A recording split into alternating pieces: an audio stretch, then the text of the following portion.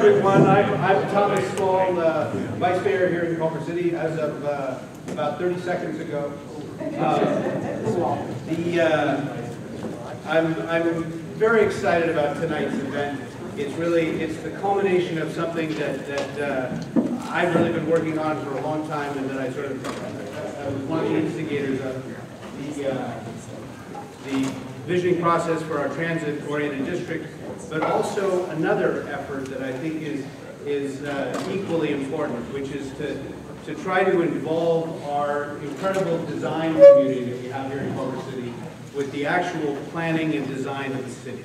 So that's the thing that really makes me happy tonight, is to have our allegedly distinguished guest here on the panel, and to have all of you and all of the rest of us in this room who are part of that community be here actually planning the city. We're attacking the issues of mobility and circulation. Really one of the #1 things that drives everyone crazy here. And one of the things where we really are on the forefront here in Culver City, and where we can achieve a kind of primary research of being in a strategically placed, as is often said about Culver City, in a place where we can really kind of be a leader for the region and beyond in how to come up with innovative ideas about how to make this situation better, make things flow more smoothly. Those are the issues that are all on the table for you guys. And I'd like to introduce David Outlaw of Johnson Fane to take it away. Thank you. For those of you who have been to some of the previous workshops in this series, you know that we've been kind of treating each of them very differently. And this is yet another kind of mode that we're looking at for addressing some of these issues of circulation, mobility, connectivity in Culver City. And I think we'll have a very interesting and robust conversation over the course of the evening. To frame the questions, we wanted to go through very quickly some of the things that we discussed in our last workshop last week, and that came out of various meetings and work sessions with many of the Culver City residents over the last 6 weeks, and kind of distill them into some questions that become broader than some of the more specific things we've been looking at with all of you who have been with us before. I'm going to go through those points that conclude with 3 questions. We'll turn it over to the panel, and Lorraine will moderate, and then in the last 15 minutes we'll open to Q&A. So save your questions for the end of the month. What we're where I want to go next.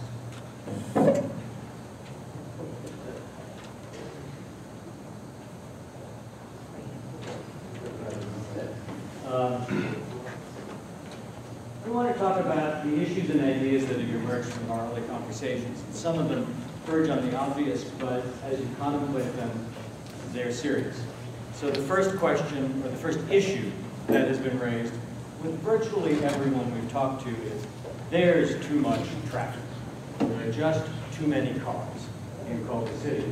And one of the things about too much traffic here is that much of it isn't coming from here. It's coming through here or to here for various reasons. So more cars drive to and through Culver City than live here. And there's a reason for that. If we look at this map of the region,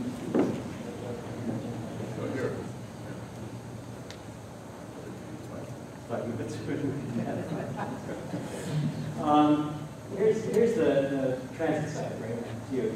It's located, as you can see, at the convergence of all kinds of radial roads. They're not radial roads, they're linear roads. Because historically, this exact place was the easiest path for first cows and then carts and then trains, importantly, to get from Los Angeles to Santa Monica, as it goes through what amounts to a pass between Walden Hills and Chevy Hills. So the topography and the history have all worked to compress all of the movement in this particular area right into the center where all of you now live. Subsequent to that, in the current conditions, we have barriers that have been introduced beyond those natural barriers of topography. Of course, there's the freeway, which presents a wall. There's Bionic Creek, which presents an edge on the east side. There's the unintended consequence in some ways of the expo line itself on National Boulevard, which has acted as a barrier between the neighborhoods to the north and their access to the rest of the city. And that's channeled all movement, or most movement, into Washington Boulevard or Venice, which is another question we'll get to in a minute. We'll get on her from the city center. And to the Robertson Rivera corridor. Everything's funneled into those relatively small number of paths. So the question is, that's come up in our conversations with everyone, how can we discourage through traffic in Culver City, but still enable local traffic to move around, local people to move around? That's question number one. Observation number two is that things don't connect. Neighborhoods are locked in. That's what we see. Streets are discontinuous. They turn left and keep their name, or they go straight and change names, and nobody knows. It should be traffic calming by confusion, but it isn't. Cars just kind of move through it. Downtown is isolated from the expo station. It's hard to get. It's not comfortable. And the entire city of Culver City is embedded in the city of Los Angeles. And so it doesn't sit alone, but it doesn't really connect in a productive way either. So you look at the historical development of neighborhoods and grades, and there's 8 different routes that grew up as a consequence of these converging paths and converging routes, which don't connect in any direct or reasonable way, except along Washington, and to a certain degree along Robinson and National. And this becomes a hinge point where all of these things connect. And what a surprise, we have traffic problems. As we look at the consequence of these barriers we talked about, you have a whole series of cul-de-sacs here in the Sister Canal by virtue of the rail. You have cul-de-sacs in this area. You've got many streets that simply don't go through for cars. They also don't go through for pedestrians or bikes. So you've got very difficult or convoluted paths to get from one place to another in whatever mode you're choosing. And we also have this interesting connecting opportunity, or question, or puzzle. Here we have the lively area of East Washington. We have the lively area of downtown. We've got the station area, which is developing and emerging. But it doesn't yet have a character, and it doesn't yet have a personality. And Washington Boulevard in particular doesn't have a personality. So the question that comes from this is, if things don't connect, with neighborhoods wanting to be porous, we allow movement through, but connected at the same time, but then feeling under threat by all of this outside traffic and outside movement, how can you resolve the problem of connectivity and exclusivity? How do they work together? And then finally, there's the bigger question, is Culver City's mobility issues are bigger than Culver City itself. Locally, we can look at the issue of all of the impending development potential around the Culver City area, manifested first of all by the core T.O.D. hub area, also looking at all of the potential development north of Venice, which is in that other city. And we have projects along Jefferson, or land of opportunity along Jefferson, all of which is under tremendously increasing demand, particularly from the growing tech industry, as Silicon Beach kind of surges in a wave from the west to the east of Jefferson.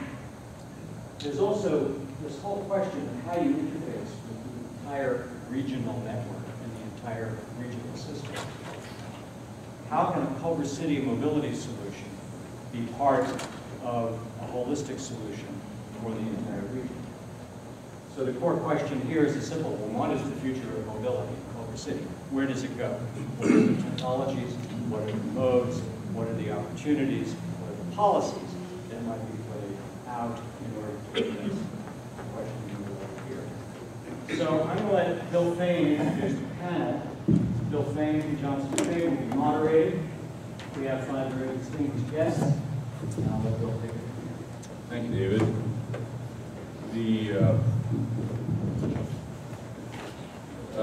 Let me say by way of beginning that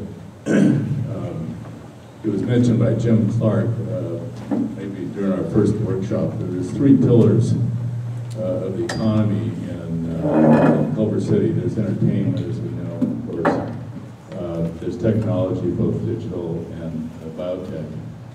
And then there's architects and engineers.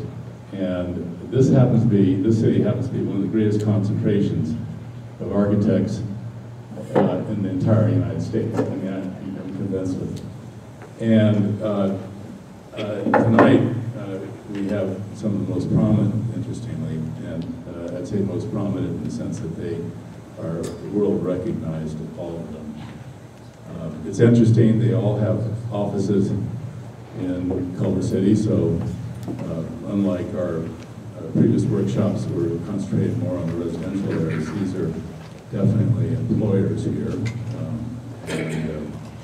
The office in warehouses, in various forms or another. They're all fellows of the American Institute of Architects, which is the highest order. They've all won gold medals of the AIALA. Interestingly, they all teach and practice, which is, the combination is very important. You're informed by your teaching and you work hard for your practice and try to make some resources. But they blend them, and they blend them excellently. And looking at the awards, and I'd rather not even go into the awards, but I tried to make a pass at totally of the 5 individuals. There was close to 500 awards in their professional careers, which is quite extraordinary. So to my right, I have Stephen Ehrlich, founder of Stephen Ehrlich Architects, more recently EYRC Architects.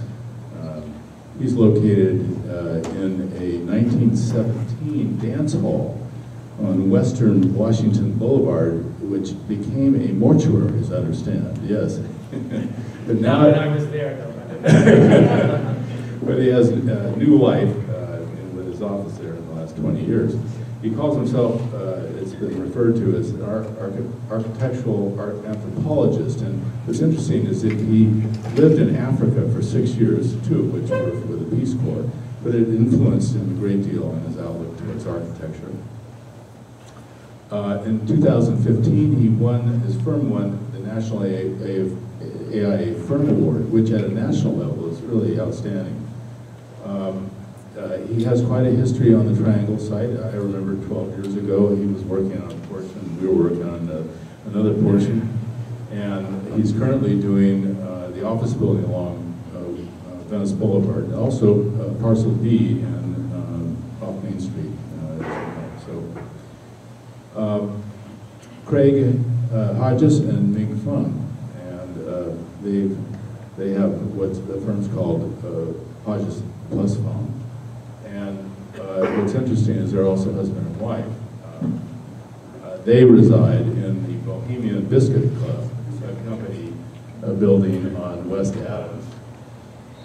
And Craig has a broad range of background in automotive design, theater design, and so on. He's quite a broad thinker. He's a professor at UCLA's IDEA studio, as Tom Main is. And one of the studios a year ago is the Hyperloop. Now, he has a keen interest in transportation. Not that he's going to propose a Hyperloop for Culver City. Yes, I'm sorry. You'll news tonight. All right. But anyway, so we'll expect to see some really interesting things from him tonight. And then Ming Fung is committed for arts and education. And she's the past graduate program director at the Southern California Institute of Architects, SCI-Arc, and is currently director of academic affairs. She's a Rome Prize Fellow and a renowned designer. Tom Main, who designed his own warehouse on Wesley Street, actually in the T.O.D. area. He's the one that's he's the only one in the T.O.D. area. He is a professor at UCLA in the Idea Studios, and I've curated the studios for the last, I don't know how many years, seems like forever, but it's been, I'd say at least 10 or 15 years. And he uses research in ways that I've never seen an architect use research, and he takes on enormous urban problems, and it's really quite wonderful to be a part of the studio. He is on the board of directors of SciArc. He's also a board director of the American Academy in Rome, and he has won the National Gold Medal, AIA Gold Medal, and is a Pritzker Prize winner, which is the Nobel Prize of Architecture, which is quite renowned. Eric Moss, he warehouses in the Hayden Tract. We sometimes call it Moss territory, because he has so many buildings he's done there. It's almost his own neighborhood. He's a past director of SciArc. He entered SciArc as a director at a very important time. We were having some very difficult moments. He took us through about 10 years of just fabulous leadership, and the school is doing marvelously well now. He's the winner of the prestigious Brunner Memorial Prize and the Charles Jenks Award by the RIBA. You know, Eric is always a contrarian, and he, on his website, he says, we avoid traditional organization strategies, standard design solutions. Presumably, he's looking for the most unique and out-of-the-box thinking. And I think that probably characterizes our entire crew tonight here, because this is the Architects Roundtable. And one of the challenges we'll have here is to David posed some questions which are more, I'd say, focused on the outgrowth of the neighborhoods, particularly, and they're focused on particular things. Other ways of looking at this, actually, Thomas referred to this, is also to ask the question about how can Culver City be a model, really, for mobility and transportation. And to some extent, it has been a model, like West Hollywood and Santa Monica and some of the more enlightened cities of our region. And now we're entering into new chapters with public transit and other things. So why don't we get started? And anyone like to start? I knew this would be the case, so allow me to ask some questions. Yes. Yes. Well, I'll start with Craig. All right, since okay, so you have an interest in technology, particularly, and how design relates to it. In fact, we were talking recently about autonomous vehicles and what are the possibilities? What do you consider the possibilities here in Culver City, and how can mobility be reconfigured? Boy, that's a softball. Yes, I do have a series of softball. I actually have just have been thinking rather a lot about is this idea of autonomous cars a panacea?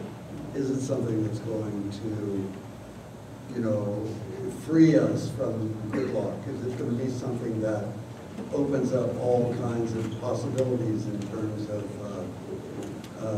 you know, sustaining this long commute while you sit in the car and, you know, play video games? And when you truly think it through, that little white autonomous car that Google is putting out on their website, it's a pill. It's actually an opioid. It isn't going to help us. It's just reinforcing this sort of, I think, kind of dead end of mobility and taking us towards something which is going to be more and more and more impactful in terms of gridlock and in terms of not exploiting the reality of communities and things like that. So I'm afraid that, you know, I'm not sort of carrying the flag for higher technology. I think that a kind of abrupt change in our destiny is really called for. I think that there's... Could you elaborate on that? Well, we have I mean, I was interested in this map which shows, you know, a number of actually rather intimate neighborhoods. And I know people who live in some of those neighborhoods. And we're working on the Frost Auditorium right now in one of those neighborhoods. And they're very tight. People know everybody in the neighborhood. They're not concerned with jumping the borders to something else. And so I think there's a kind of an impasse between trying to jump on the 21st century train that's rolling out there and valuing what we've actually got. Now, maybe that's just because I've got a lot of miles on it. And maybe I'm just, you know, becoming old concerned. But I don't think so. I think if you look at the horizon 20 years out, and you really try to see where we would be going, we may be going into a stone wall. So how do you avoid that? Tom?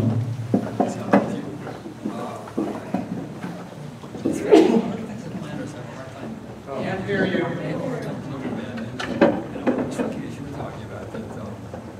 Microphone's not on.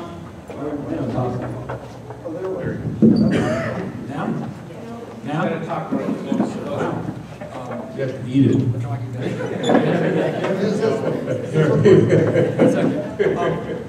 It's curious because I had two brand new knees a couple years ago, and I go back to my surgeon, my orthopedist, and going, am I going to be able to ski on Black Diamond? Can't hear you. You can't hear me still? Can't hear you. I need a new microphone. Can you hear me now? Yes. The problem is having it on my phone.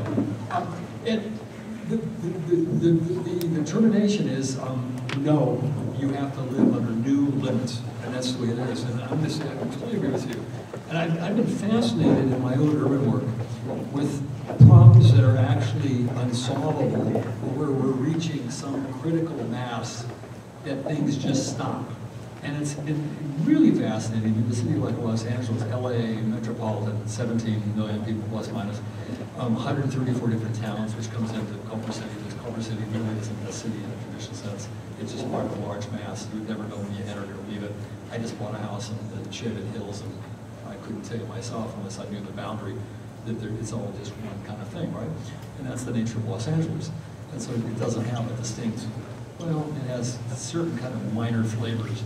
You can go from one place to another, they're not distinct in any way in a traditional sense, and certainly in a European or a city-centric sense. But again, continue with Craig, these problems they keep expanding, and they expand under very simple rules or the lack of rules that have to do with the marketplace. And so people just build, and they build for their self-interest, and it's just an economic entity. And there's very few people, if any, in the city that look at macro problems that are connective tissue problems, which of course transportation is. And at some point it just breaks. And it's happened London, Copenhagen, we could rattle off if you're interested in urban design, and they just stop bringing in cars. You can go to Sao Paulo, and it's odd and even, like license plate, and then 6 months later, everybody gets 2 cars, one with an odd and one even. We have to make a new law, right? And it's that kind of really kind of crazy stuff that's going on that would kind of make sense in a town, but when you're looking at a metropolis that has the 9th largest economy in the world, that's us, right? It gets kind of odd. At 17 million people, that you wouldn't think there'd be more people looking at this. And it's just kind of a fascinating problem. And like you, I'm there. I know I don't queue up on the freeway after 4 o'clock on Venice Boulevard or on Washington Boulevard. And it's just going to be the way it is. It's funny looking at the maps again, because you kind of know them intuitively. The good news is because the grids don't match, people out there that are living in there, you're kind of safe. Because Waze, which is just advancing information, now allows you to kind of scoot through the city. And it's a really intelligent way, but it's kind of pisses off a lot of people if they're on the little street that used to be private. But it actually makes sense. It's actually one of the ways of solving the problem. It's like a blood clot. It no longer goes from one vein, and it finds secondary routes. And it actually is required in a dynamic sense. But I don't know where, because it's really an odd kind of situation. Oh, and then I think I have to say, because we don't seem to have very sophisticated political class. No offense. Except for yours truly. We operate at a kind of very unsophisticated level when we put in modern transit. I'm working in a new business district right now in Casablanca, Morocco. The first thing they did is put in the transit.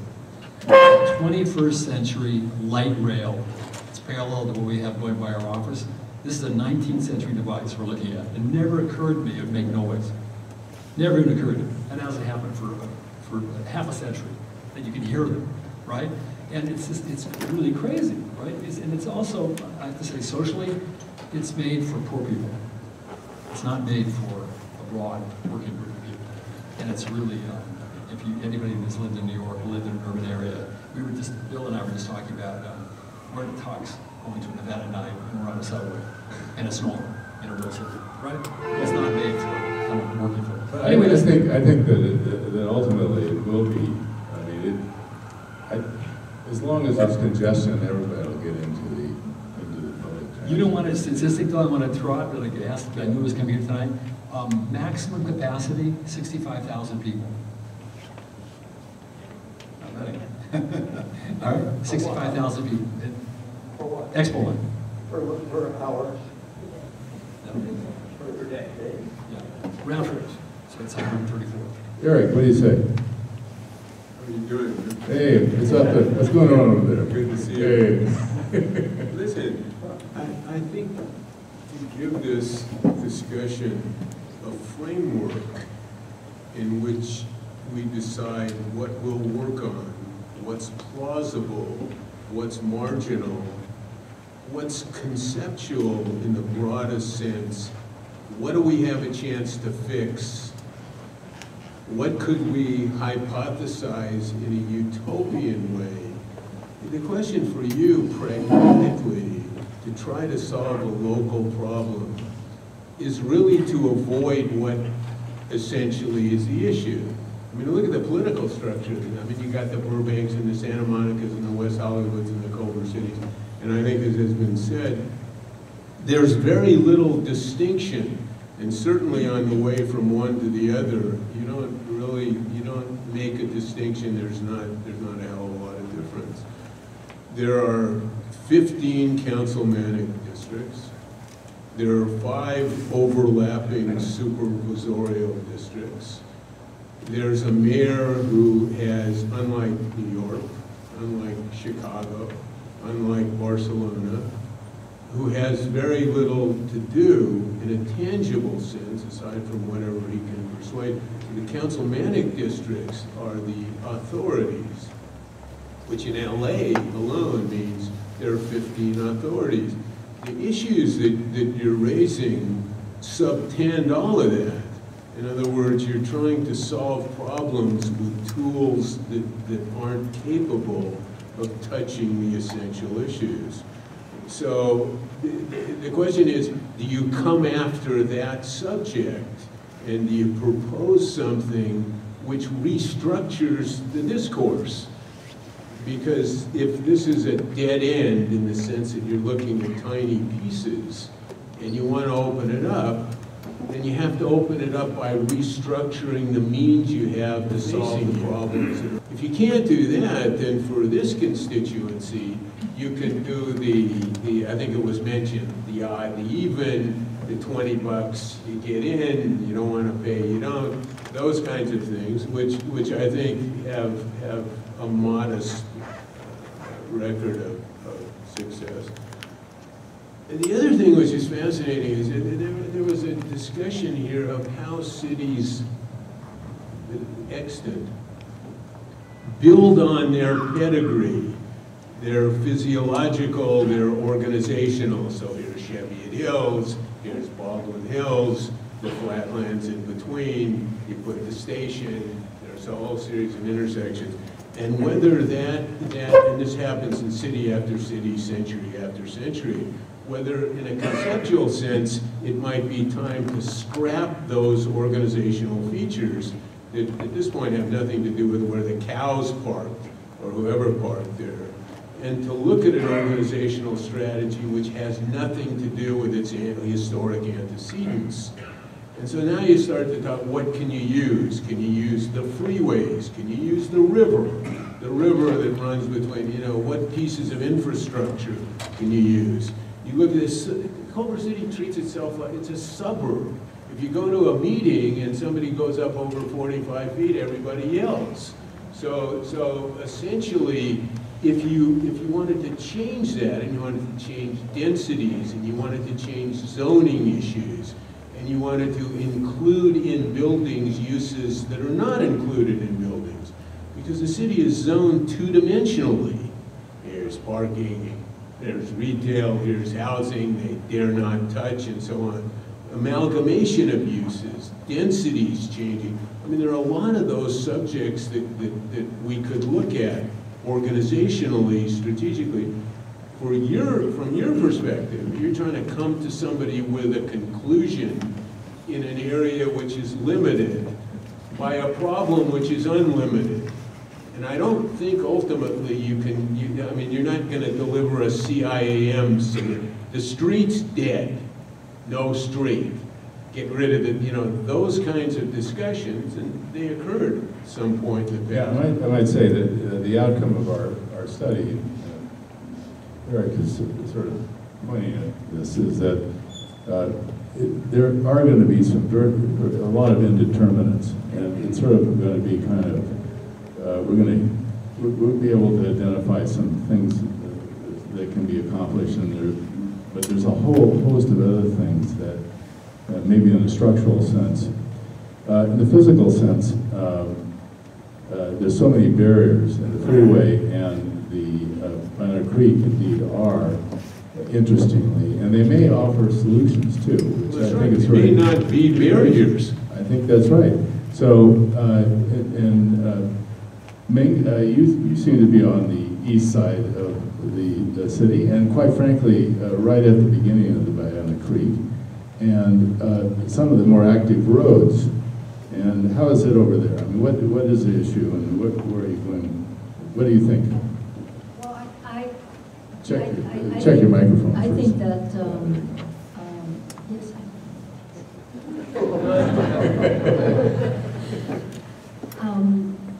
you know, I think that looking at Culver City without understanding the context of Los Angeles is not going to solve the problem, because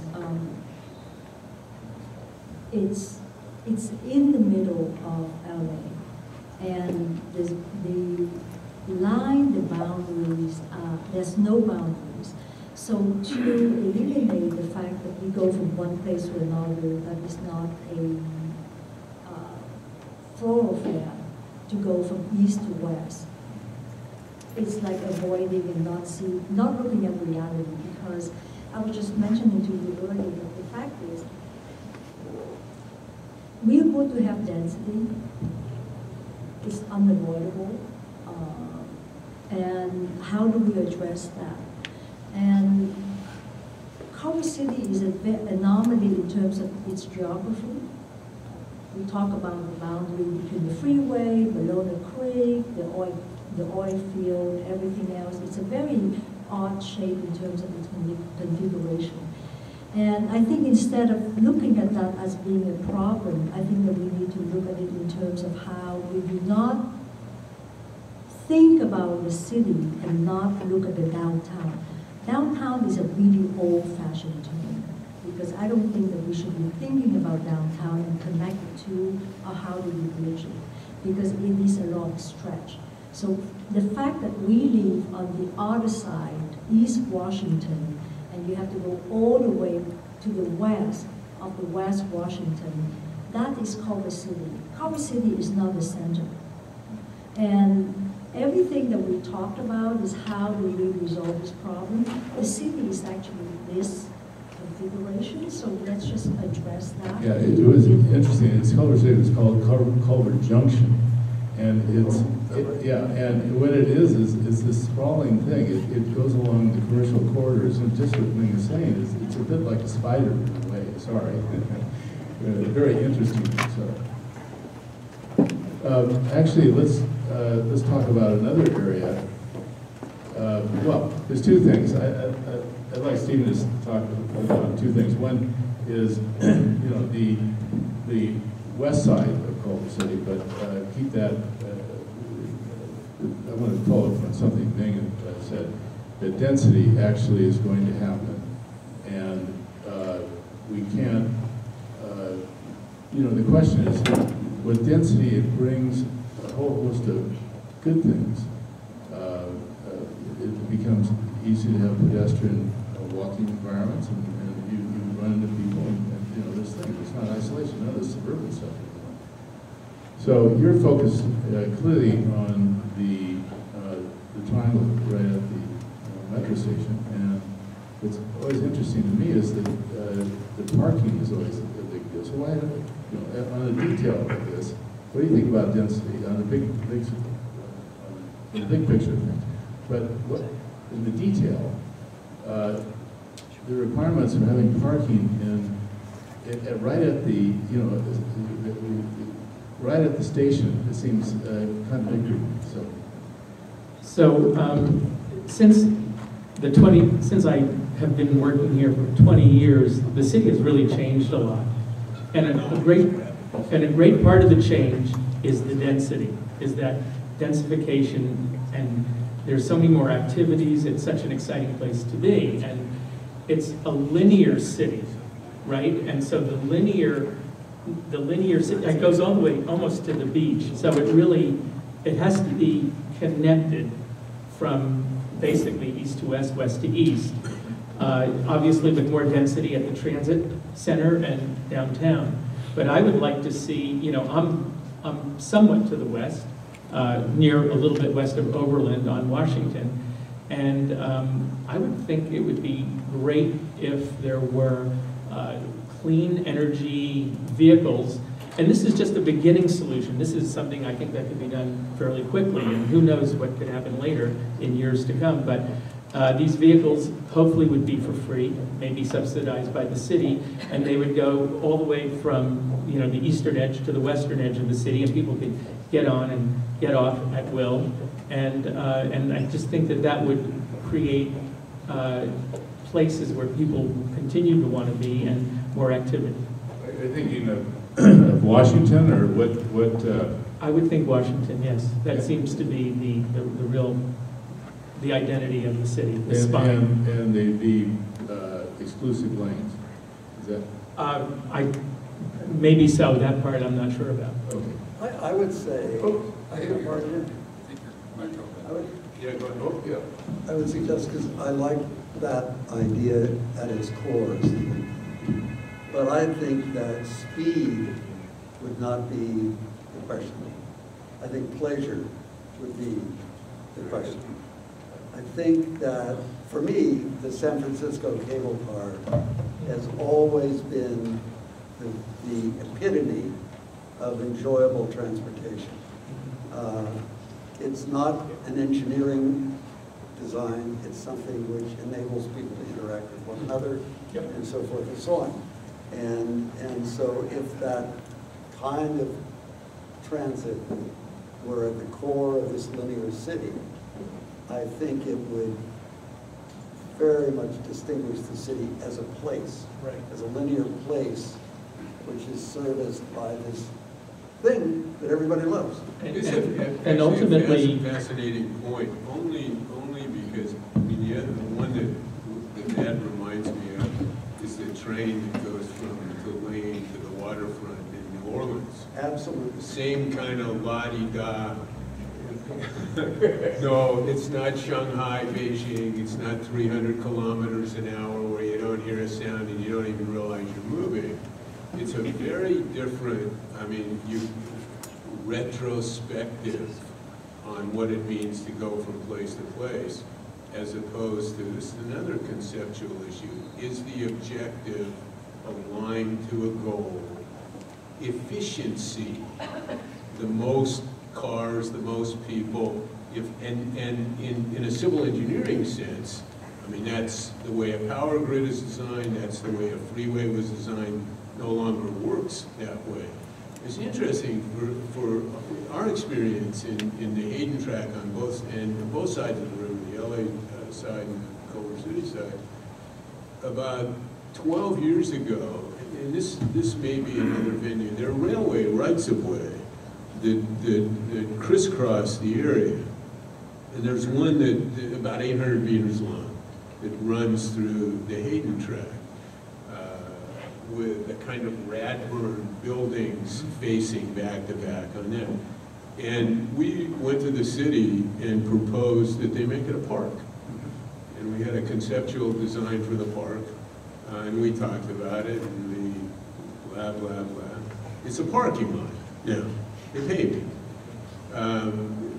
Again, a lot of this has to do with the intersection of ideas, content, politics, and so on. It was an opportunity, it was unoccupied. It represents a way of using the land which isn't zoned and isn't occupied to intervene in an area and introduce a point of view that can't be introduced on conventional streets and blocks and offices. And there are places like that. So this is a huge swath of territory. It would have been a spectacular park. They didn't do it.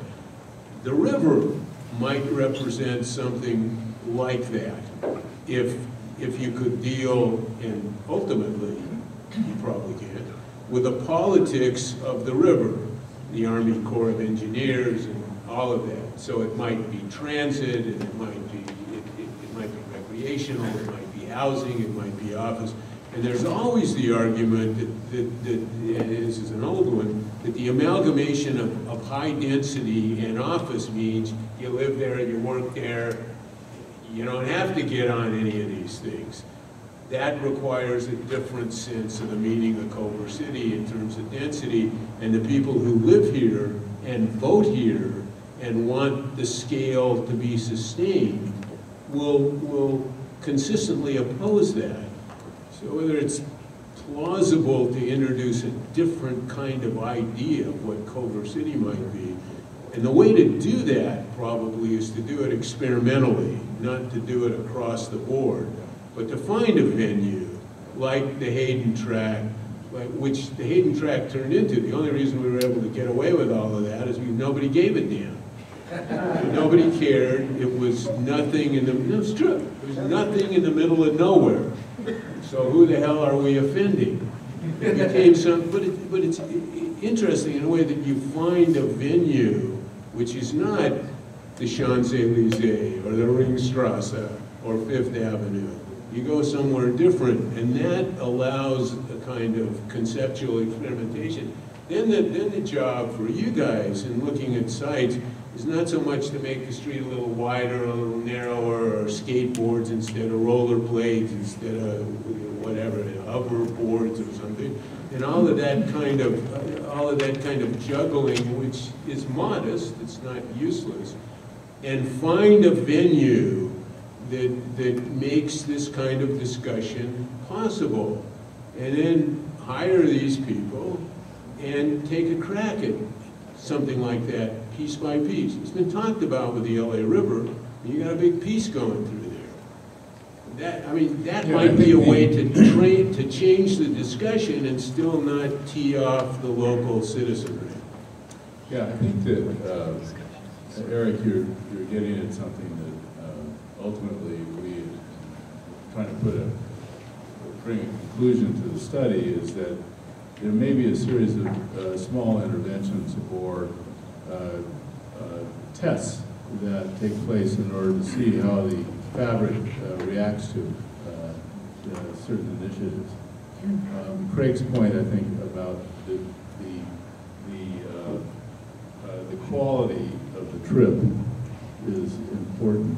for example, a vehicle along Washington Street is pretty interesting.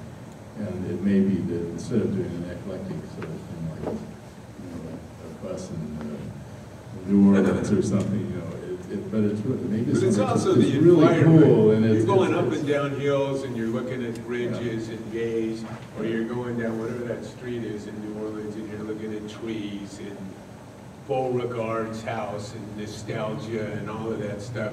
Whereas the trip down Venice or Washington Boulevard is not quite as esoteric. So whether the cable car works in Culver City. But that's not the problem. The problem is just getting to and from work or moving through the city. It's funny, you said the first thing was the key. You said we were presenting that the majority of the traffic isn't generated by Culver City. Right. And that is the issue.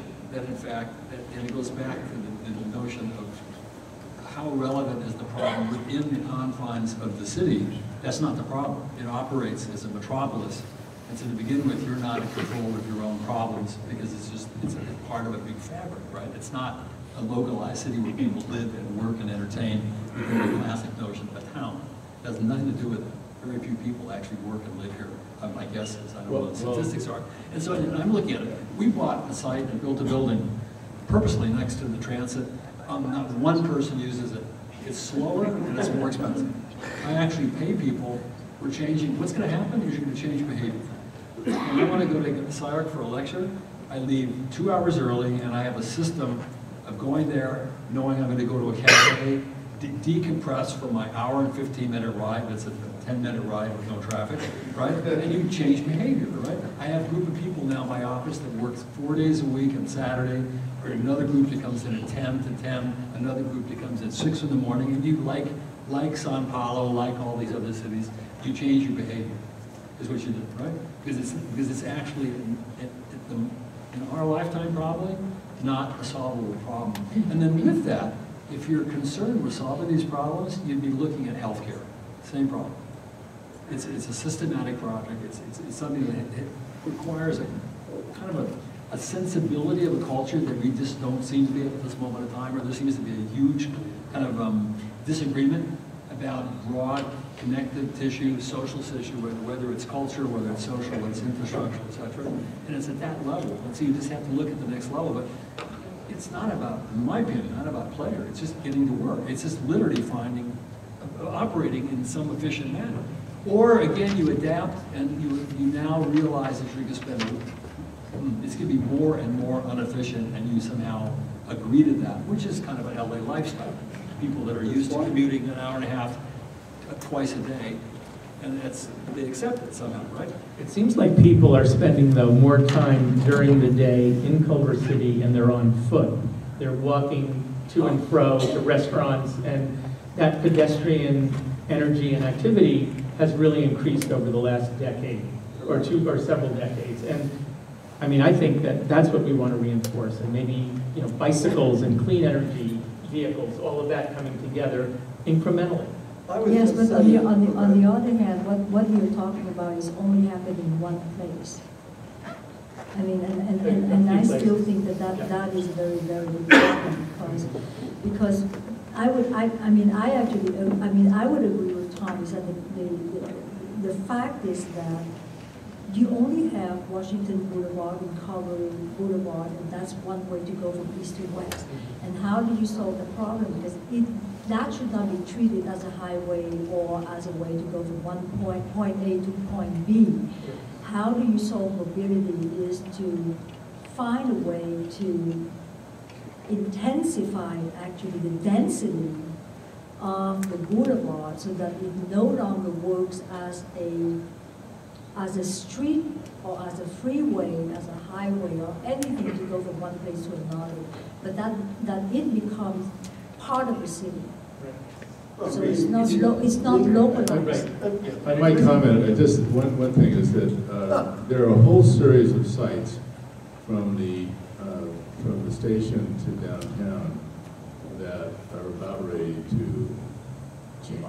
Yeah, and what you're mentioning, it's not, downtown won't be one spot, it's going to be more of a corridor. And there are already uses on Washington, small retail, as it goes out to Boundary Creek on the east side. So it is becoming kind of quite a mix, and it will become so. But I think what I'm hearing from you is that the city really needs to get on their act on design, having guidelines, making sure that these aren't monocentric projects that are developed along Washington. For all the differences, the scale of the pieces is substantially the same, and the pattern of development is consistent. And I think I would argue anybody who's for something new will never solve everybody's problem coming to work every day. It's not going to happen. What might happen is if the city is if the city is willing to take a look at an alternative possibility, it can happen at a smaller scale. As a for instance, I think the Hayden track is a useful example. You got 800 meters that aren't owned and aren't zoned in a conventional way. So what does a site like that with contiguous properties offer organizationally, transportation-wise? What could it suggest in terms of a different way of looking at the organization of buildings and pieces of property? Don't forget, I mean, the conventional property dimensions are gone. That's why I say the river is like that, the highway is like that. So I think if the issue is get everybody in Culver City to work at 8 o'clock in the morning, get them home at 7 o'clock at night, get them to lunch from 12 to 1, that probably isn't happening. And I think, as everybody has said, because this belongs to an organization which is larger than the capacity of this organization to manage itself, it'll be limited in that way. So one group of people is working on the political side of this venue, so that you have a body, a political body, that has the capacity to intervene and introduce projects and strategies at a different scale. It's hard to do any of this. I remember for years the discussion of the Wilshire subway. And it was okay here, and it was okay there, and all of a sudden the Rodeo Drive guys said, we don't want it. Now they want it. And it sat for 20 years because of that. So I think there is a political component, there's a conceptual component. You could put some of these together. You could introduce some in an experimental way. And Culver City, if Culver City wants to lead the discussion, it's not going to fix everything in a literal sense, but it might suggest portents of the future in a conceptual sense. And if it's willing to countenance that discussion to go somewhere, this has been talked about again with the LA River. Don't tell me about what you're going to do from the marina to Burbank, but take a zone of take a piece of the river, and let's see what we can do from this street to that street. Down by Syark would be a perfect place for that. And I think Culver City does have, the railway right-of-ways offer a substantial opportunity. They ought to take a crack at that. Yeah, we'll take a look at that. It's a very, very interesting thought. But I just talk about the elephant in the room. Yeah. I need to Craig, go talk ahead, about please. the Yeah, elephant in the right. room. All of you guys. No, it's Venice Boulevard. Yes. Venice Boulevard is the perfect bypass to Culver City. It is the place that traffic should be shunted to, like the freeways used to go past little towns in the Midwest and let their main street just totter on in its own particular way. If there's there are 10 miles of coexistence between Culver City and Venice Boulevard, which is Los Angeles City. If there would be a way to get the traffic to bypass Culver City, if you could seduce people to move out that way, maybe it's a restructuring of the roads leading from the Santa Monica Freeway. Maybe it's some larger megastructural thing, which gives Los Angeles the through traffic. That boulevard is huge. It's very big. It has a lot of capacity. And what I would imagine would be ideal would be if you made Culver City so damn difficult to get through that people said, oh, by the way, Waze is going to take me up to Venice Boulevard and I'm going to shoot east or west that way. And if we could persuade Los Angeles City to upzone Venice Boulevard so it would attract traffic and perhaps take a leaf out of Beverly Hills, Santa Monica Boulevard strategy and just put all the parking along Venice Boulevard, just line the parking, get cars to zap into there from wherever they're going along Venice Boulevard. You might be able to shelter Culver City from that traffic. Well, you know what's going to happen? Because with modern technology, I came here in a Tesla, and it self-drives. So I'm listening to a podcast. There's a chance if I have an accident or just about nailed it up, because it senses what's around me, and it doesn't allow me to do certain things, right? And it follows. I can set the car with it'll follow at a safe distance behind the car. It's automatic. You set it, right? And you set certain controls. You can stop slightly faster if you're uncomfortable or blah blah blah, right? And number one, it doesn't matter where I am, I'm listening, I've got my own environment, and I have a stereo system. I want the best music possible, I go to my car. It costs me millions of dollars to do it at home, right? And to do that, and then with that, by the way, I'm not choosing the direction. Waze is telling me, go left and go right, and then all of a sudden something happens, and it's instantaneous, and it's changing mid-price. So I come to work every morning when I'm here from Venice, and it tells me Venice Boulevard to the freeway. They're just about even, I can tell you, because I do it mostly every day. And if there's an accident, it quickly tells me, go Venice, not freeway, etc. But that is what we're going to, the traffic will be as efficient as possible, and it's going to be distributed through a series of veins, and you have nothing to do with it. You're getting information instantaneously, right? And then it's going to be slightly more efficient, etc. But finally, you're going to change behavior. And part of it will be just hanging out in the car, listening to your podcast or whatever. Accept the fact. Tom, would you disallow cars into the core of Culver City? Of course, you can't do that. It's not a Culver City problem. It's a metropolitan problem. No, what happens is you change behavior. I now learn to make all my business calls, especially East Coast in the morning, from my car. So when I'm driving or I'm going to Slyark, it takes me an hour and 15 minutes to go my 10-minute drive, because I'm going to go to be with this guy or something. It's like I've got an hour and 15 minutes of work I can do, and it's already set up, and I can talk, I don't have to use hands off, right? And you adapt, right? But these are really, really complicated problems that aren't going to be solved, I don't think, physically, right? They're going to be modified to some degree. And then the thing about living where you work, that's an economic problem.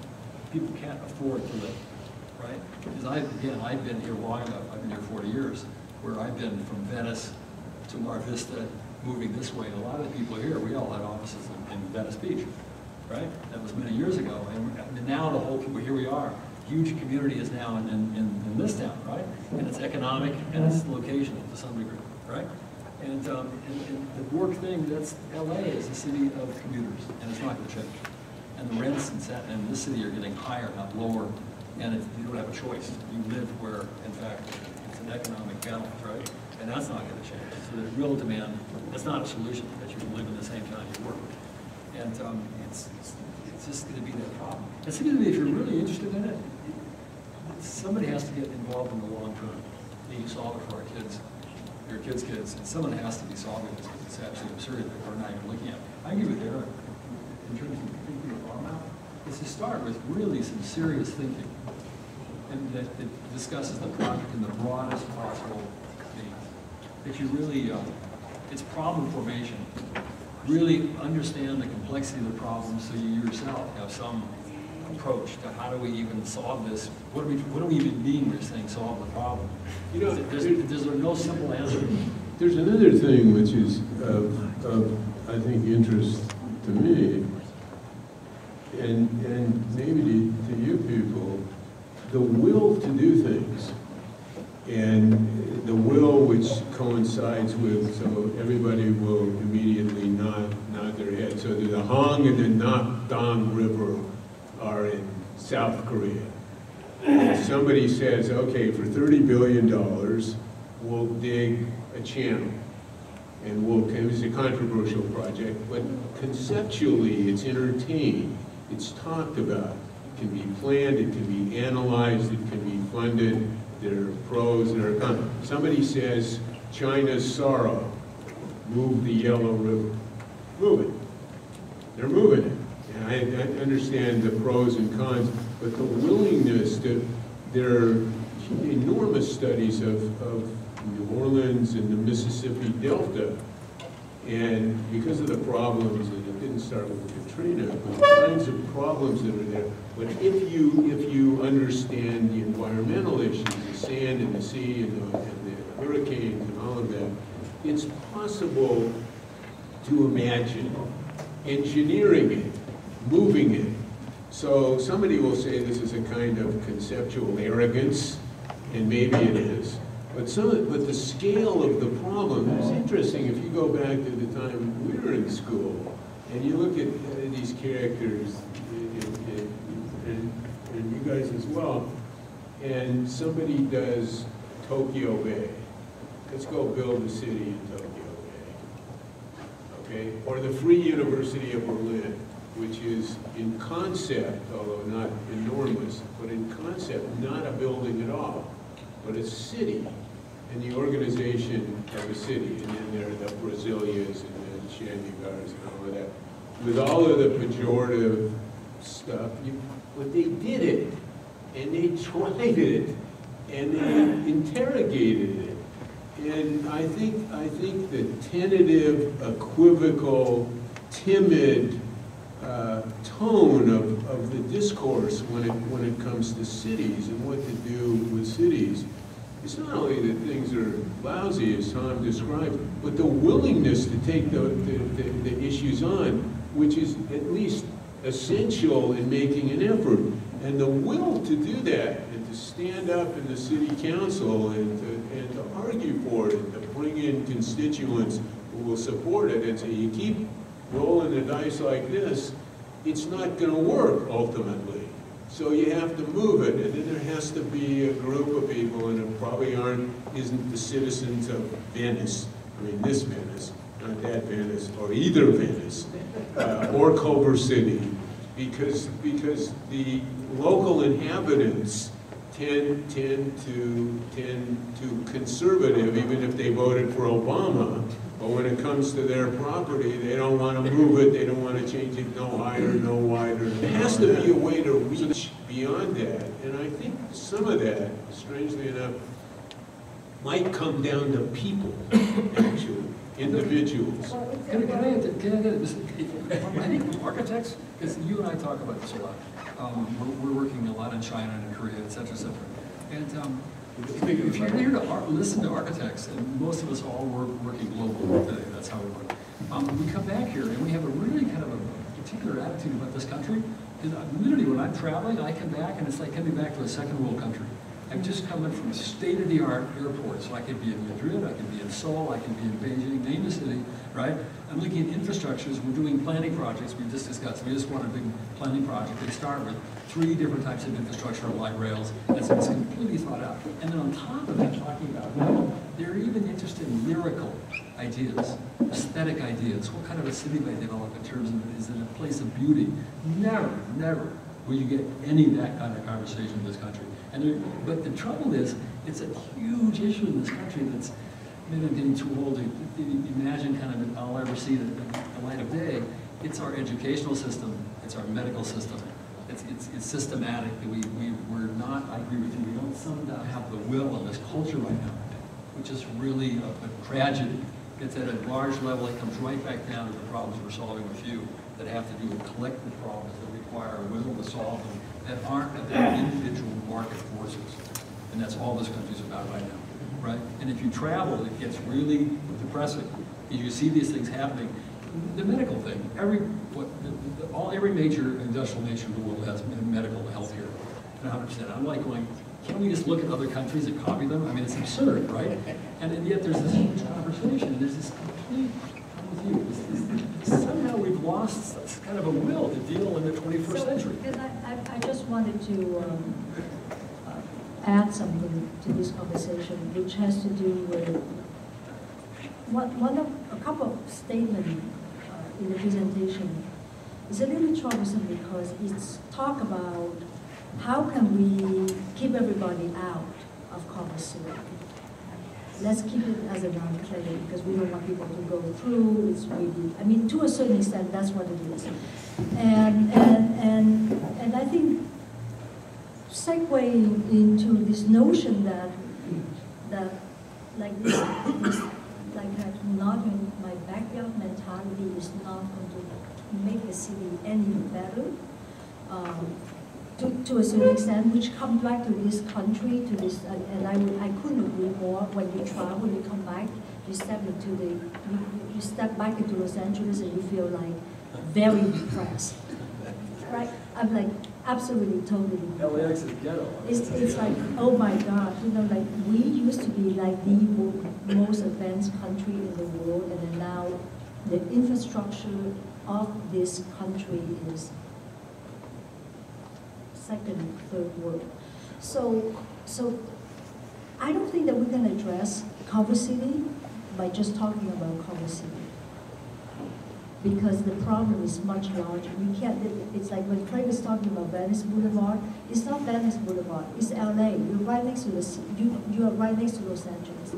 So it is more than just a local problem.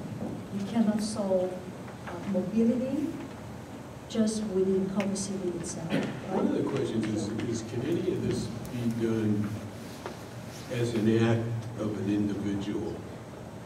Because in the end, if you can't do it collectively and you have some aspiration, you have to try to figure out what you can do and what you can affect. And the reason I say this, we're doing a project. It's been around for 20 years, literally 20 years. It's at La Cienega, it's at the station, the expo station, La Cienega and Jefferson. The height limit when we started was 45 feet. The buildings in the area, the building's 250 feet high, which is not a big building as buildings go, but it's conceptually somewhat different. And it has the case was the amalgamation with the expo line, which didn't exist at the time. It finally under construction. It's taken years and years. And I think this is really the effort of the integration of a political system. It's in LA, it's not in Culver City. And an owner who is willing to tolerate that and to tolerate the kinds of things to rewrite the building code. Can't build a building according to the building code. Can't do it. And he's willing to hire aside from the Arab stuff, but a special structural engineer, a special geotechnical guy, a kind of intellectual academician and so on, and put a project together that breaks almost every one of the standard pro formas, and to sustain the effort. And I think, although it's rare, it's, whether it's the exception that proves the rule, or whether it's the exception that changes the rule, maybe it's one, maybe it's the other. But there are, I've always felt... In Hollywood, there's a number of projects that have received exceptions in height because of public transit. So it's happening in other parts of the city as well. So rules are changed to accommodate the changing fabric of the city. I guess what I'm saying, it's a fight. You have to be willing to take on those difficulties, the impediments that make it generally unlikely that those kinds of things will be done, but not impossible. So the question is not what's plausible, but can you do it?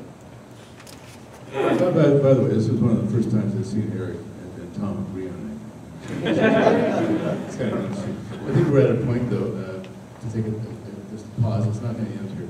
but we'd like to open it up to the audience for questions. Seem right?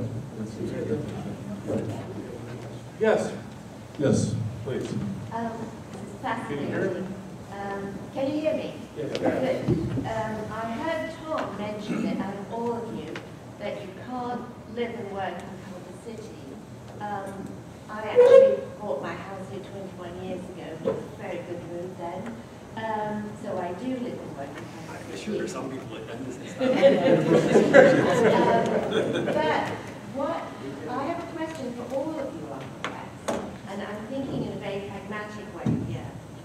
It seems to me that we shouldn't give up on living and working in Culver City. And I know that there's a lot of building going on.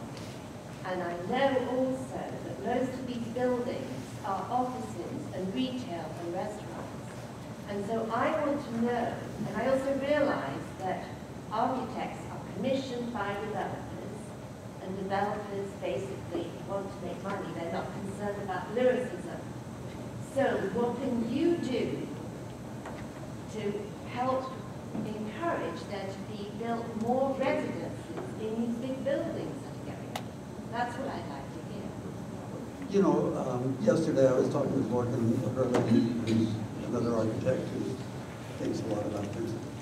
And he told me that, this is a little bit tangential the way you just suggested, but he told me that one day a week he takes his office to a co-working space outside of his formal architectural office. And I think one of the things that is very, very true about Culver City is it's a very entrepreneurial population. There's a lot of creativity, there's a lot of initiative, there's a lot of, you know, kind of activity that is on the sort of forefront, besides the sort of normal activities. And it seems to me that one of the essential things to do in terms of working and living in a community is to slow down this sort of nexus of very large corporate entities that all the bees have to swarm to, even if they go 30 or 40 miles, and distribute those working opportunities throughout. And I think Culver City can make a big dent in that by creating building codes which encourage kind of mixed use sandwiching of co-working spaces, corporate spaces, living spaces, etc., into heterogeneous kind of structures, which then create kind of both social and economic hubs. So I'm very much encouraged by that kind Can I of say thinking. that's a really lovely kind of traditional model. I lived in Venice, Santa Monica for 25 years and worked there, and it was beautiful. Never traveled, right? You take a bike to work every day. Over the years, as it got more expensive, less and less of my staff could do that. And pretty soon, just about none of my staff could do it. They kept moving in this direction, right? And with that, yes, a certain small population can do that. Statistically, the workplace is incredibly mobile, and there's many times two people working, husband and wife, boyfriend and girlfriend, whatever. They don't even work in the same place. I have people don't even work in the same city, which is common today. And you're moving today, you're incredibly mobile. If you talk to any of the young generation, anybody here that's younger than 30, you come out of school and my architecture students, maybe Nairobi, maybe London, maybe Shanghai or Beijing, wherever the opportunity is. Today is an enormously mobile, and LA is in some way the prototype for that system, that mobility. And is from the very beginning has been a kind of the modern city. And so it just doesn't, it's going to solve a little bit of the problem, but it's not finding the solution. It's going to remain mobile, and it is just pragmatic. I think one of the questions for Bill is, does he want to solve the urban metropolis, which is not your charge, or do you want to offer something that might work in Culver City?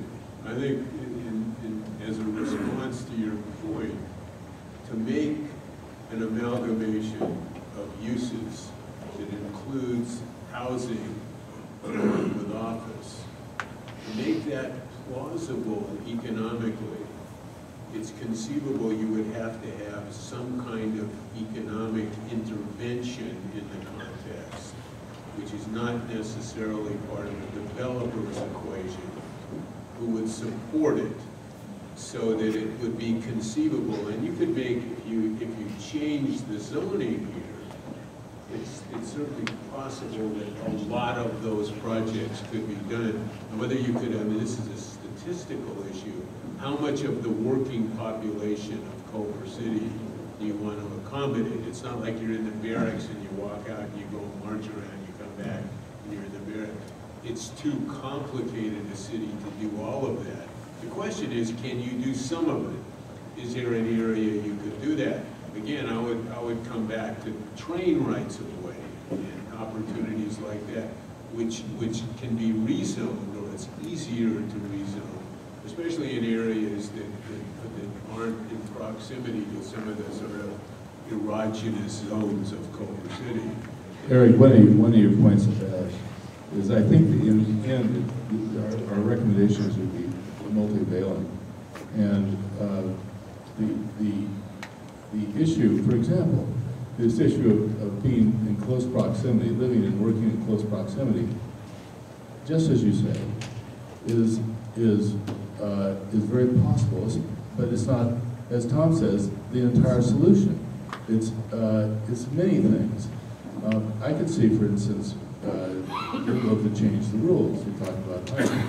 What about changing the mixed use, going to mixed use in the Hayden Tract? We actually have housing in there. You're intensifying. Those are warehouses. You had one person per 10,000 square feet in the beginning. Now you're getting, 5 people per 1,000 square feet. So there's technology coming in. And this is all a good thing for the city. But why not think about changing the rules? Again, in this case, not height, but really policy rules that have to do with mixed use. And it gets, walking to work from home is one way of solving the mobility problem. But it's only one of the pieces. But then you have to look at, in terms of your charge, I think Tom and Tom's office made a proposal not long ago for changing the process of going through plan check and permit approval and all of that. How to expedite it, it was a couple of my guys went to listen to it. It sounded great. If it's too big a jump for someone, the question is your goal to produce something that's implementable? If it is, in what time frame?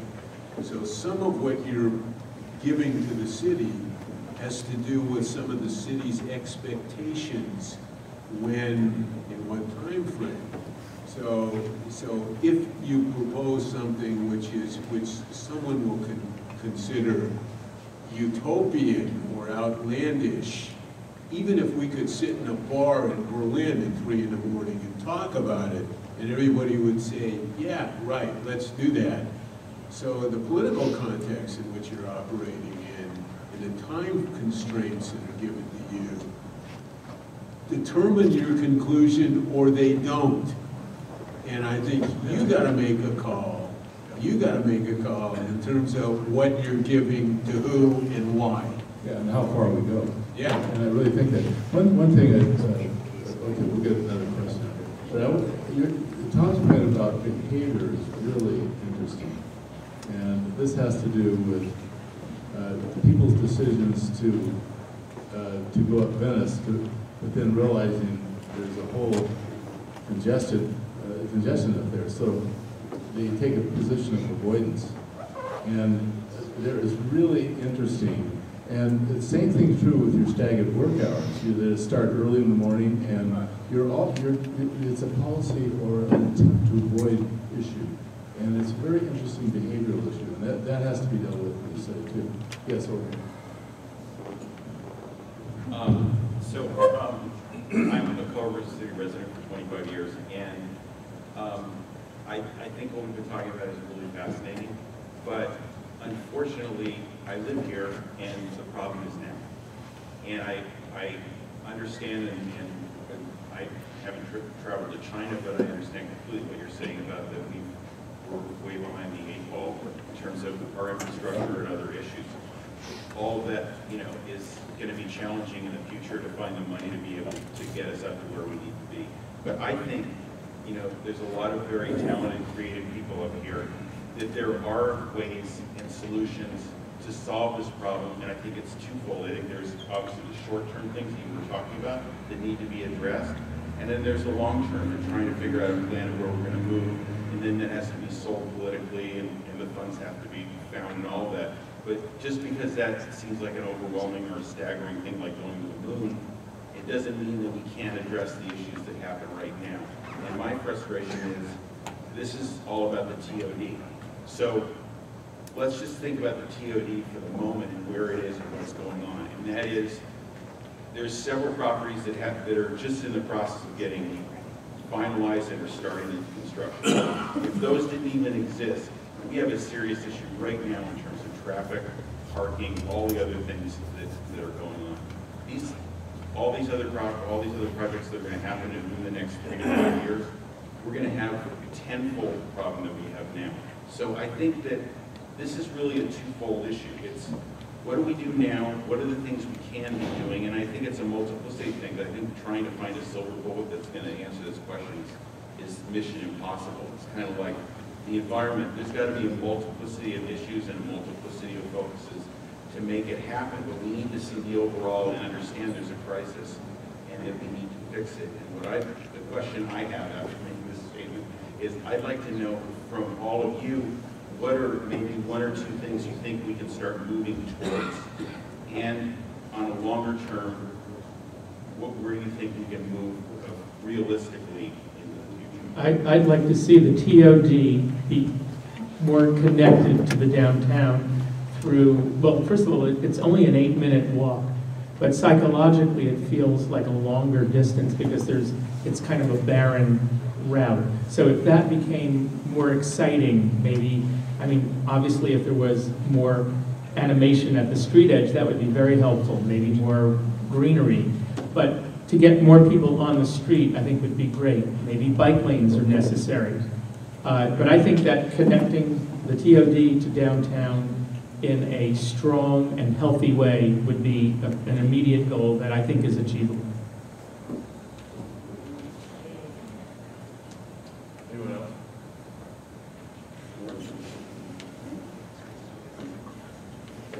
Bill, as you look at these problems, some of them are going to restrict development.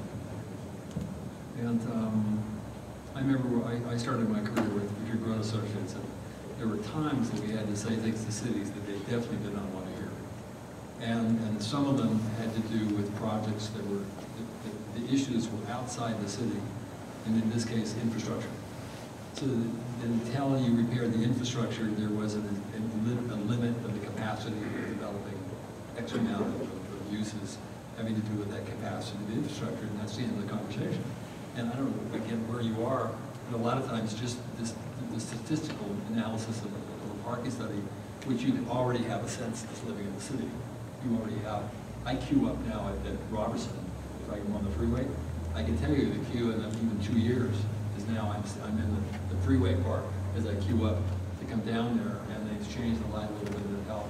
And I ask myself, I'm watching the project go up next to the east, and there's no parking anymore. It's only going to get worse. And the one behind me sold, and I understand that's being developed in the dog place I used to rent. They're doing that. I'm going, okay, let me know what the statistics are, and as a planner, we can tell you that it's definitely just increasing the problem that has to do with just the arteries. And then, I assume that's what you're doing, because it might be not, development is not useful to you at all. This can be really kind of rethinking where you are at a capacity before you're actually increasing the problem. Well, part of the development thing is, you know, in terms of cities and governments they want more retail, they want more, because it's a bigger tax base. But what we have to realize is if you're going to try and cut off the downtown or limit things so that you can change the artery so that it's local traffic instead of greater Los Angeles, you're going to have to make a sacrifice to say we don't want the retail. And you can absolutely quantify the notion of this specific kind of traffic pattern.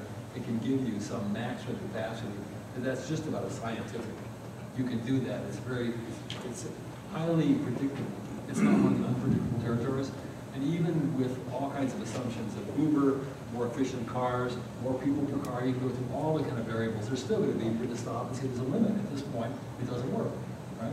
And then, of course, in the private sector, it just goes down the line. The next person that goes out of business. It's not the new one. Tom, He doesn't care. It's the one, private sector. It just goes down to somebody else.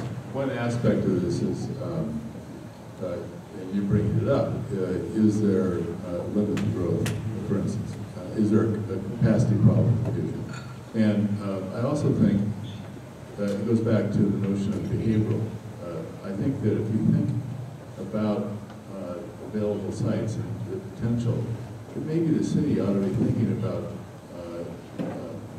working the behavioral thing, right? When I bought the property, it never occurred to me. I wanted less parking. I'm working in New York, I can't get parking. I'm fighting to get 5 spaces on a 300,000 square foot project. You can't get parking. They don't want cars. The city controls it. When I built my property, I'm going, no, I want to build half the parking as an incentive to my people that can't park because I'm next to a rapid transit. Totally crazy. We're doing a huge, huge plan years ago in La Défense, Paris, and they're doing a new loop around the city. It comes automatically. The system, the increased intensification, and the lack of parking comes as a totality, because that's the idea, right? Because they want the system to work, and it doesn't work. They don't do Tom, we have a question. It goes right Thomas, back go ahead. to, I wanted to say that it goes right back to talking about, should you do short-term solution or long-term? I don't think that you can do anything short-term without thinking about it long-term first. Because any short-term will become permanent, and that would be a big mistake. We have a question here. Thomas would like to say something. I feel like I want to poke you guys with a stick a little bit, because I think you don't quite understand what an unusual situation you have here right now in front of you. This is a very different room than being at SCIARC or UCLA. I mean, we have, within this room, we have many of the residents who are the activists who will be telling us what to do. You got a chunk of the city council. You got a chunk of the planning commission. You've got the staff. You've got the head of community development. You got the city manager who secretly is kind of the king of the city. You got the head of the Chamber of Commerce. It's like you've got developers. You've got some of the most active developers. It's like this is a laboratory like you're never going to see. So we are dying to hear you guys tell us, what are some wild ass ideas that we can think about doing in this place that you guys know like the backs of your hands, and that everybody else does here. It's like we all travel, we all go to the places, we think they're wonderful, we come home, and we're sort of bored with what we are. But at the same time, all of us, including you guys, chose to work and live here. And and there are many. I had on this architecture tour that Steve was involved with the other day. I had a moment at Tim Robbins' Actors Gang Theater where the kids were doing these incredible things. All of us at that moment sort of realized, wait a minute, it's happening. I'm going to be in Rome in a few days, but it's happening right here, right now. So I just am eager. Can I say that this is the wild? You're saying there's some wild, crazy idea. That's not what urban. Maybe architecture you could do that with. That's not what urban design is. One of my partners just had an incident where he went numb, and they thought it was a virus, a very particular virus. And then 3 weeks later, it happened to him again, and he was in a hospital, and he had a CAT scan and an MRI, and it showed in the cerebral cortex, he had a stroke. One has to kind of analyze thoroughly the kind of situation to even understand the problem. And it's not just a great doctor, incredibly intelligent, one of the top people at UCLA, et cetera, it's a very famous guy. It's not like I just got this idea. He actually thought it was a virus, right? It takes serious analysis, and these are very broad, hugely comprehensive, incredibly complicated problems that actually very few people really even have their arms around. We've been doing that at UCLA for 10 years now. We're just trying to understand the problems of cities like Los Angeles to even get our arms around them. They're such complex problems. It's not clear what you're asking Well, for. what I'm saying Actually, is, what I'm we can do things here.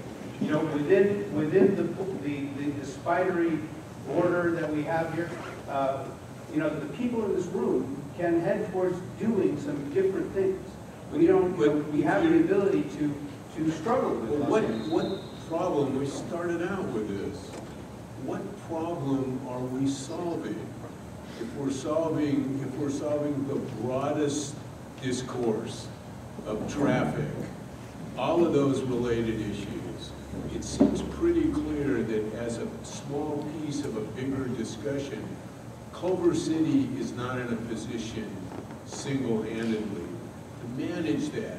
If you're talking about buildings, single buildings, that's an entirely different discussion. What I was pointing to was an amalgamation maybe of the bigger size and the smaller size, and I've referred to this several times because it was frustrating as hell to us to look at, you're talking about the city, you're talking about urban policy, you're talking about a wide open right-of-way, you're talking about a park.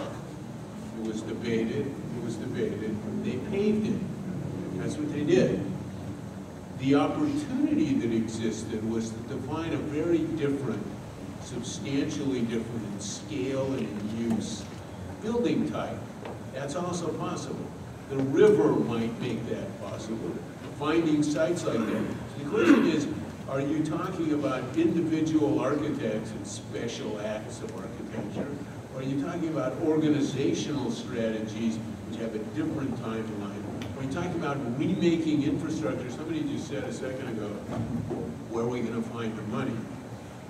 China's got the money, and Germany's got the money.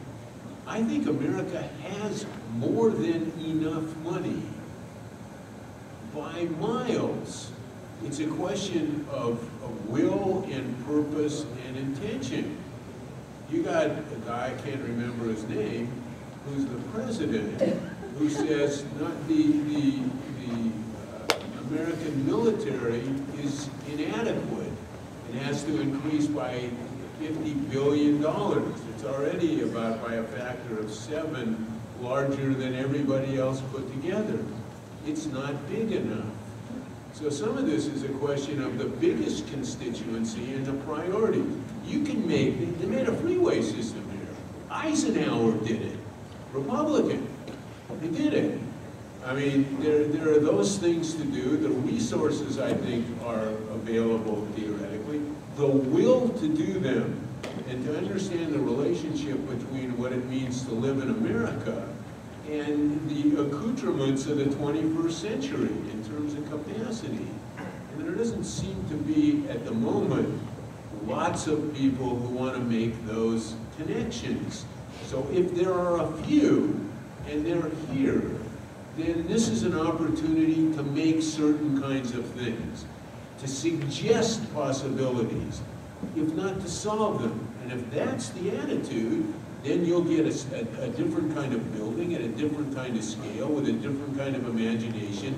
There will be an amalgamation of issues of parking and of housing and of mixed uses and all those kinds of things. And you can forget about property lines if you work in it. Somebody says that, and somebody runs in the door and says, socialist or something.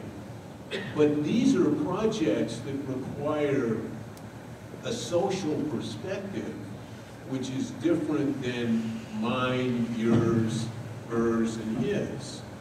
So, again, I think what you're asking for is aspirational. Any more questions? It's aspirational, but it's vague. Eric, hold on. David. I just want to pick up on Thomas, partly because he invited me, I want to thank him, but I think Robert Moses and Jane Jacobs would do better than this very talented audience on this question. But I want to say that if you want to get out of the box, you have traffic engineers and others, or you have the audience presenting and these talented people reacting. But if you want calming traffic patterns, if you want to rethink Trans-Oriented development, what this station could be, we could use some comments about what that new paradigm would be. Because if you're on a local street, you want calming, you put some big bumps in it. You slow down traffic. If you want to rethink the station, you may Come back to the Metro, which has a $100 billion evergreen bond. We're not short of money for infrastructure in this basin. We just passed an incredible series of sales tax and bond measures to invest in this thing. We're short of ideas, and we're short of commonality, and we're a little short of leadership because of the nature of this conversation. Is Robert Moses a resident here? Can I respond to you? I think I don't know where you're going on that, but You mentioned Robert Moses, he's a pariah, who's Wait a considered minute, a... let me just finish. When they have this dialogue, just had the new art of Jane Jacobs' film, which put this together in a better pattern. But what I'm saying is, are there techniques here to deal with the money that's here? It's not hopeless. We spent a fortune in this basin. We're about to spend another fortune in this basin. What gives you hope in your profession to deal with some of these challenges, to make a nick, to direct it 2 degrees to the left or 2 degrees to the right, to help Thomas address some of these challenges, given this audience and given this moment in time? Can I say, that I think the focus has to shift from solutions to understanding the problem. I think this audience pretty well understands the problem if I understand the people I know in this room and the people Thomas just I described. disagree totally. You have to understand the problem in really comprehensive terms. Thanks a lot. If the problem is very specific and it has to do with infrastructure, et cetera, that's going to take you someplace, and it's going to give you some sort of limits of how you're going to be able to approach the problem. You could get a very specific thing. They changed the off-ramp on Robertson, and it's now 4 lanes, and they kind of maximized it, and it gives you one other solution. Can you do that another lane, another lane? You just start looking at things specifically. When you start a big tower, they'll tell you that X amount of elevators hold X amount of people for Class A, and if you miss it, you haven't got a project. It's that simple. It takes some sort of a notion of what is the problem in this building. But you don't understand. There's some talent in this room. I think you can subject to like. What are you going to solve if you don't have articulated what you're trying to solve? Hold on. What's missing is a goal, Tom. Yeah. The goal where people are not all on the same page. And you want to build In stuff. terms of the goal. Is it an isolationist goal, which many would suggest it might be in people's minds? Is it a growth goal? Is it a, futuristic, utopian goal? That's, no one's articulated. It's a construction goal. Greg, You want to the- build more stuff.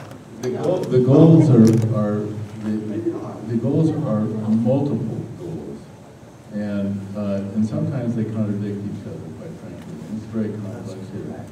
And I see the outcome of this as being a series of interventions, some of which maybe they require some bold moves like Eric's referring to, or perhaps more incremental goals, very small scale goals, and things that are achievable financially. So it isn't a building. I think Tom is right. It's not a building. It's a strategy, and it has to be very strategic, and it's very complicated. And we don't have fear, do we? But if We're you going to also, accomplish it. if you have very frank conversations about the problem, you might also realize yourself that there's either implicit or explicit notion just to expand, which is a California and a Los Angeles phenomenon for half a century, that actually is even clouding kind of the vision of understanding the problem in broader terms, and that it's driven by very simple profit kind of notions that absolutely at some point have a limit. Right. Yeah. Well, let me say that one of the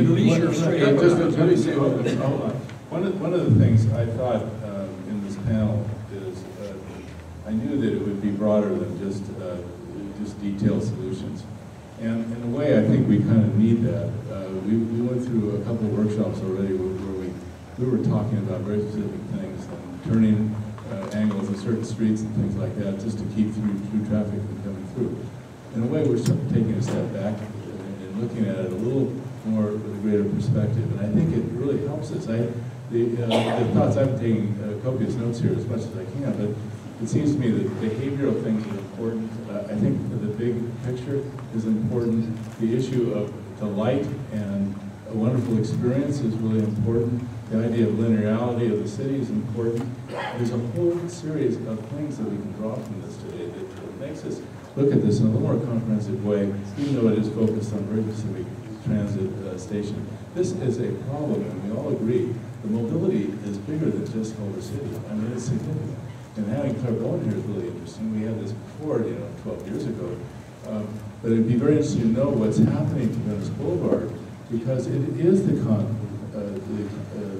through conduit. I wonder if you feel the same way about Jefferson. Absolutely. Well, but there's something about that might actually begin to tell us something about a solution. That is that the bypasses are really around the city. If you looked at David's the multiple grid, the thing about that does protect the neighborhoods. It creates a kind of enclave, small enclaves, and even the Hayden Tract is an enclave because it's surrounded by the river, or the creek is a barrier there. Okay, we might open this up for pedestrians and bikeways, for example, make it more accessible to the core center of the city. We might actually close down some lanes on some streets that actually go through Aguirre and Washington, and actually have exclusive lanes for certain things like bikes and electric vehicles, and have a fun ride out of it, and designed by some really great architects. Look, one interesting point if you were to do this, however, it's like in Amsterdam, they have the three things, which is 1/3 bike, 1/3 pedestrian, 1/3 mass transportation. But it is a policy. So it's not about solving and saying, let's have a couple of lanes for bike or for pedestrian.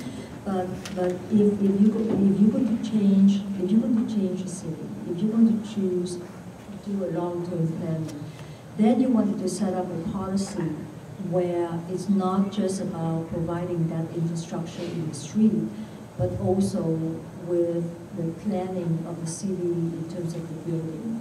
That if you're going to provide this, and you're going to have bike, then all of the buildings are going to have showers, because then you change the behavior of the people, because you provide for their amenities and everything, so that it has to start from everywhere. So for me, I do think that if you're going to plan, then think in terms of how the whole 10 years from now, people are going to be here to change, and then you implement this change. But just adding one extra lane or a row of trees down in the middle of the street just to make it more pleasant to walk But the thing, look, it's not going to solve the the problem.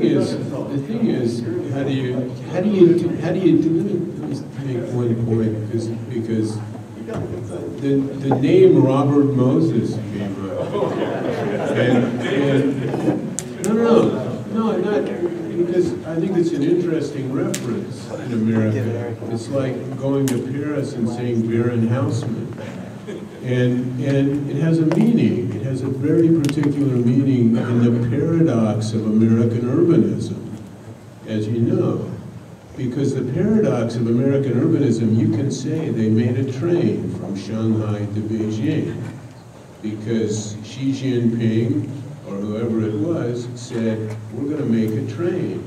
Or Peter the Great said, we're going to go from St. Petersburg to Moscow. We're going to draw a line. There's the road. It's still there. So the difficulty, and it's an interesting reference, what I started to say was Robert Moses is in many ways considered a pariah in the discourse of American urbanism. He's a very powerful guy. His politics are certainly scrutinized, but he was in a position to make very substantial, enormous decisions on a colossal scale, and everyone took the consequences. And so that many of the countries that we're talking about not only have the will in terms of finance, but they have the political infrastructure that allows decisions like that to be made expeditiously. We don't. And so if this is the kind of city you say it is, somewhere in this discussion, a particular kind of voice that drives all of this sophisticated audience in the direction of sophisticated solutions that everyone is aware of and ready to implement. And that'll be essential to bring the constituency along with it. Otherwise, it's not an architecture decision. It's not an engineering decision. It's not a design decision. It's a political decision.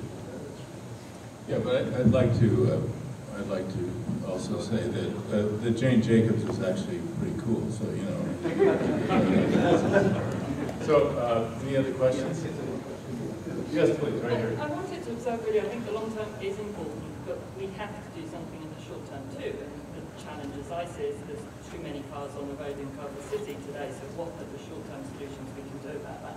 And you've rightly talked about changing behaviour, but you've talked about changing behaviour in the context of changing your driving behaviour. And I think a big part of the story has to be about changing our behaviour from driving to other manners. And lots of that's about education and encouragement. You talked about the 8-minute walk from the station to downtown. People don't know that. We need to let them know that proximity. There are far more people come into Culver City to work every day than the residents. So how do we engage with employers and get them to connect to their employees? You brought up the example of Amsterdam. They're building showers from the start. Can the city have a TDM ordinance which encourages these things? And what are those solutions that actually can happen pretty quickly for not very much money? I think there can be a lot of incremental grassroots solutions. We're in the process of buying bicycles for our office so that people can actually bike ride to lunch. So they're going to get to the office not by their own bike, but maybe by a car, maybe by bus, but they'll have access to a bike to go somewhere. So I think that there's a lot of little possibilities, maybe. I mean, I'm sure there are many, I mean, I think there is ways of improving that is incremental and can evolve. You just need bike lanes to be able to use those bikes. Well, that's true. That helps. Yeah. Hi, this question's for Tom Main. You mentioned how you had your spot there on Wesley and you would have loved to have provided half as much parking as you had to do for code. There's another project that's looking to get built right away at the corner of Washington and National that's proposing to put in 400 car spots. And I'm just wondering if you feel that given its proximity to the train, if anything should be done from a policy standpoint to get away from that one car per 350 square feet. But that's again, that's an articulatable problem. It's literally a statistical problem, and we can discuss the increase in wait time. That's what it'll be, right? And I don't have a choice. I'm like the rest of you. I'll adapt. So it's right or I'll sell. And we have two choices. Again, it would be, I have to say, this whole direction towards solution, and when you're looking at investing a huge amount of dollars, and it's, I have to say, it's somewhat symptomatic of this country that in an urban area, again, from somebody that travels around the world, that a huge amount of other communities look at problems within much deeper, comprehensive ways before they invest money and decide what the problem is. And whether, that's funny, you discussed the station, it has nothing to do with how you treat a station in any typical urban area. I live in New York. I don't have a car, I only use subways, and it's a network that works. This one, I can go to USC, and that's kind of it, because I can't transfer my whole office the same way. A light rail transportation in LA is useful, absolutely. It does certain things, but it has nothing to do with the rail system in most urban centers, which are concentrated with it. Well, I hate to say, they're just, everybody likes to hear it, use bikes. It's insignificant in this city, the number of people who use bikes versus New York.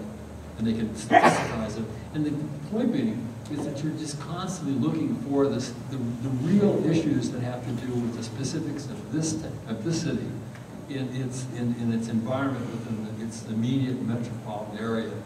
That just make intelligent decisions of where you're going to invest money because you're trying to solve problems. But the first thing you're trying to find out is what the problems are in a very specific way, and they're not hunches. And they're not, design won't help you, it's not architectural problems. They're serious infrastructural, complex, interrelated problems that take analysis from an experienced planning team. And it takes place in most parts of the world to look at this in a much deeper way and wouldn't be bringing a bunch of people and give you an idea how to solve a problem. What the problem, and no clue what the problem is, right? And it's going to be they're complicated, and they're interesting, they're fascinating problems. And it seems like you're in a really interesting part where you're reached a crux. This is first growth city. And you reach a point where you're just reaching now kind of urban issues that don't take place within suburban. Again, LA is a new city. This is not even a century-old city, right? It's a post-World War II city. And what's happening in many of the 134 different communities in LA is that they're having similar problems that have to do with reaching some critical mass, most of it having to do with various infrastructure, whether it's water, whether it's delivery of energy, whether it's traffic and transportation on many, many levels. And it's a period of time that this has to do with the maturity of the city that's moving towards urbanistic problems, which many cities experienced 100 years ago. There were issues that New York, Boston, and Philadelphia already dealt with in the turn of the 19th and 20th century because of their construct and the kind of intensity, et cetera, which includes also cultural and social and educational facilities, the whole notion of the city. And I would urge you to really be more, there aren't any easy solutions to really kind of articulate where the pressures are that would move you one way or another to be able to make intelligent decisions. It's a solution to what? And it's the problem formation. We have one more question in the back, General. Okay. So this is a topical question, which is, should we be limiting or restricting the use of Uber or Lyft? In one case, we don't need as much parking, but these people are just driving around, and adding to the congestion. So how do we deal with that issue? The most efficient way of using an automobile I know of. It's everything I've looked at and read. Am I wrong? That is absolutely the most efficient use, getting the most use out of a single vehicle that's continuous, even not accounting for parking. And parking is a big factor. It's changed my whole lifestyle. We only use the night. I never drive it. It's a really phenomenal kind of thing that's taking place. The light waves. I mean, there's these various technologies which are just making the automobile more efficient, essentially, right? I want to throw a little. They're cool people too, I find. Okay, a little bomb, just real quick. Culver City has an absolutely unique street pattern, almost in the entire LA region. It's particularly amenable to pedestrian use. It's particularly amenable to the sort of culture which is actually, because of all the it's cutoff. kind of grown into it. It's like honeybees come to it. And I think of it a little bit like a medieval hill town. No hills. But it's something you could quite easily surgically remove from the rest of the city's infrastructure and create a zone which was highly pedestrianized, highly interwoven, and encourage its admittedly isolationist sort of posture. But I don't think it would hurt commerce, and I don't think it would hurt the lifestyle. I think it would only sort of facilitate the sort of good things about the city. Now, it's been very, very conservative, I know. Yeah, it's like one of those I Italian. even see my wife raising She's already it's sort of, hey, where are you going? But in fact, you know, I think it's a mistake to couple it to LA's problems. I really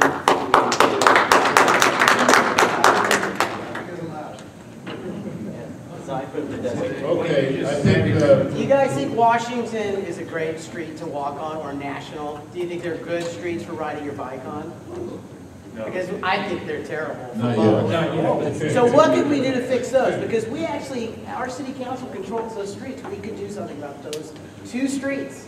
Do you think Hayden Track is a great place to walk or ride a bike? I mean, it's a beautiful building. Bike path by my property. Oh, I'm a block away from the it. next block down, and it's I go by your building every day on my way to work. Honestly, like to walk down and forget the bike. Yeah, I know. So that's what we care about. We want to change those two streets. What would you do to make Washington Boulevard better for bikes and pedestrians? And the same with National, because National is horrific. for pedestrians. And all these people want to go to lunch at the platform, right, from Hayden Track. Well, how do they get there? And why would they take the train? I mean, I'm sure when they get off the train, they're like, well, how do I get to Hayden Track? This is fun. Yeah, I think we're at the end of our period, but I just want to thank the panel and thank the audience. It's been terrific, and let's give everybody a hand.